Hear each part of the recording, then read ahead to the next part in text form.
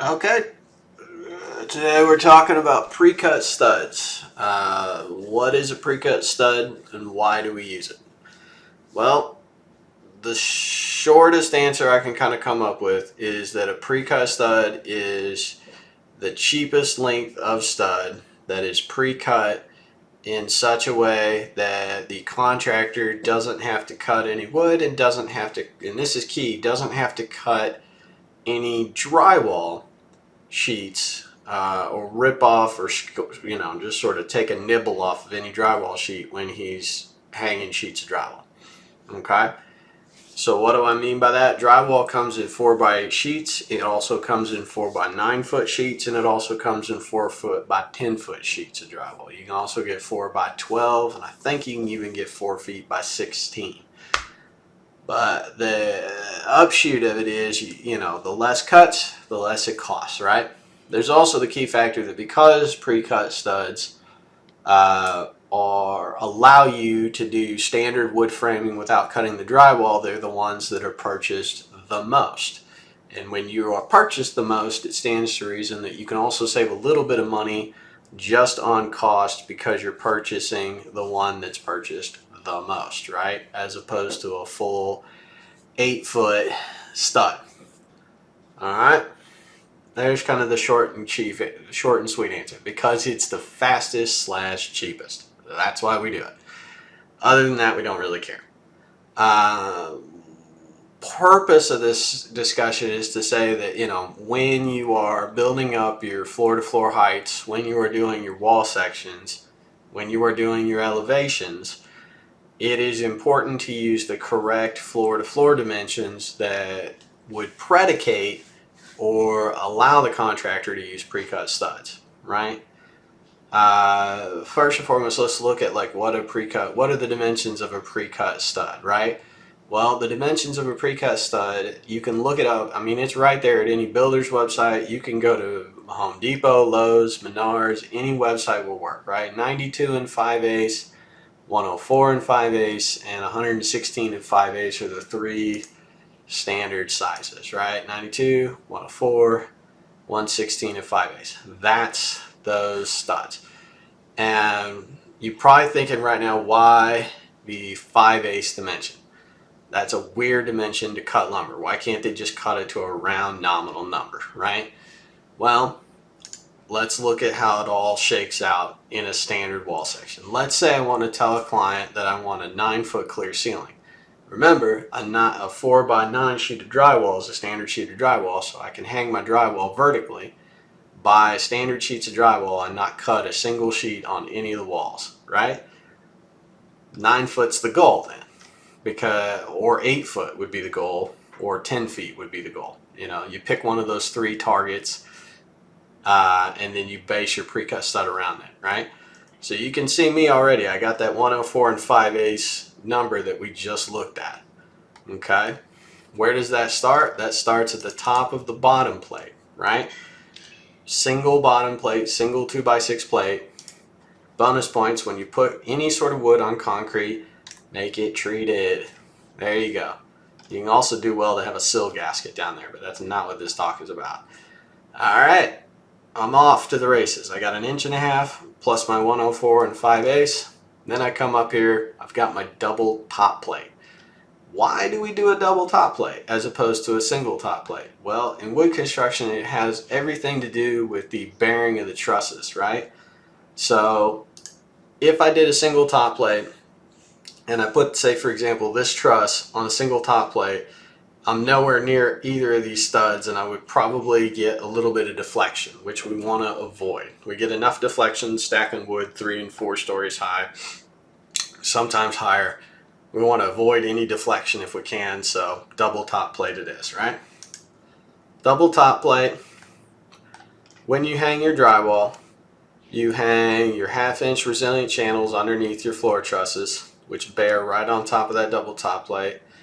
Then you hang your ceiling drywall, then the walls go up, right? Not necessarily always the case, but that's usually the way they do it. It's usually nice. The reason that they do that is they want the edge of the wall drywall to help support the ceiling drywall. If it's the other way around, you get cracking, right? So of course, you come out to this beautiful 9 foot, right? Now what usually happens, okay, for residential construction is that resilient channel isn't there. We don't require the resilient channel in residential construction, single family homes, townhomes, because predominantly the resilient channel is just there predominantly, one, for sound, and two, for the UL assembly of the floor. Okay, so normally they get an additional 1/2 inch, and that 1/2 inch is usually really nice because in wood construction nothing is ever flat, nothing is ever square, nothing is ever plumb. It's just close. So you'd want that 1/2 inch to be able to wiggle and level that drywall piece in there, right? But we don't have that because of the resilient channels. So the first floor for us is kind of actually atypical. It's actually a tight drywall installation, and they kind of will probably break this corner rule, and they'll probably provide a little bit of blocking in here to support that ceiling edge, and then they'll hang it backwards from what I just described. Okay, going up, you get your standard floor trusses. For us in garden style, they are 20 inches deep, laid I think 20 inches on center, 18 inches or 20 inches on center. You get your 3/4 inch plywood deck, and then you get your 3/4 inch gypcrete poured on top of that. I want to make it plain that this 2x bottom plate gets put on before you pour the gypcrete. We could go into a lot of reasons why, but the most obvious reason is if you don't have a stopper for somewhere for the gypcrete to stop, it'll just ooze out and pour out. There's also the condition that you need a roof to be able to pour gypcrete, because water and gypcrete don't do well together. So all the framing is going to get done before the gypcrete gets put in. Now whether or not they hang the drywall and pour the gypcrete, or pour the gypcrete and hang the drywall, is an entirely different discussion. But we are going to go ahead and just say, for the sake of argument, they probably will hang in mud and tape the drywall before they pour the gypcrete, just because that way they don't have to clean anything. Should they scrape the subfloor clean of all the drywall mud that they spilled everywhere? Yes, they should. Do they? Sure. Let's go with yes. For those of you that don't know what gypcrete is, here's a bunch of pictures of folks pouring gypcrete. It's a think about it like super lightweight concrete. It's really nice, helps us with sound, helps us level out these wonky floors once they're all done. Gives a contractor a nice semi-level base to put their final flooring product down. Okay. Also, again, UL assemblies almost always required. Sometimes it's also a nice way for us to encapsulate a little bit of Maxon sound mat in there to again get a little bit of additional sound dampening out of these floors, because they really tend to project a lot of sound floor to floor. Okay.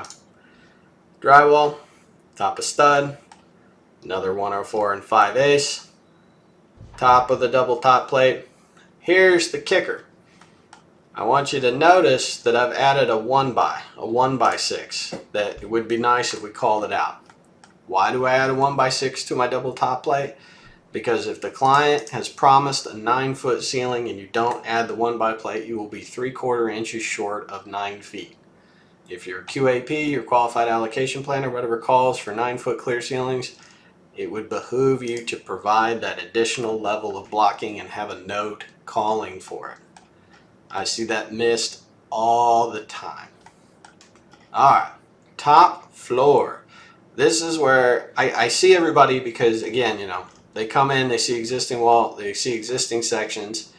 I get questions all the time, do our floor to floors, do they go to the top of the subfloor, or do they go to the top of the gypcrete? Well, in this office we do the top of the gypcrete. Why? Because we do. Right. Back to where all the mistakes get made. Roof bearing. Alright, this one is a little bit different. Because I see people take this 10, 10, and 5/8 number and just copy it up. This number, this 9, 1, and an 1/8 is gonna be different on any job you do. Why is it gonna be different? Well, let's look at it. Bottom plate, I guess. Top of the truss, bottom plate for the wall. Go up 104 and 5/8, 1x. double top plate, truss bearing. Trusses bear right on top of the double top plate. There is no additional 20 inches of floor truss that just doesn't exist. The roof trusses just bear right on top of that double top plate, right? So all you're looking for in that is to add all these items up, and then of course you're going to subtract that 3/4 inch that you lose, because again, we go to top of jitcrete. We just do. That's just how we do it. Not gonna get into it. That's where that 9, 1 and 1/8 comes from. But the key factor here is you will save your contractor in the job a lot of money by using pre-cut studs, because they can hang that drywall flat. And if you don't use pre-cut studs, they will make you change all of your building elevations and all of your wall sections until you do have pre-cut studs. I have never in 6 years done a wood construction job where we haven't either started with pre-cut studs or had the contractor value engineer it down to pre-cut studs. There are exceptions to this rule. When you're doing wood construction, let's say I'm doing some, upper class stuff, I've seen the clubhouses. They'll do 15 feet, floor, second floor bearing or whatever it is, 15-foot ceilings. Those are okay. But anytime you're going to have the same unit and you're going to duplicate it 300 times over the course of a site, just use pre-cut studs. Make sure you're paying attention to these floor-to-floor heights. Make sure that the pre-cut stud dimension is baked into your wall sections. Okay? Cool. Thank you, guys.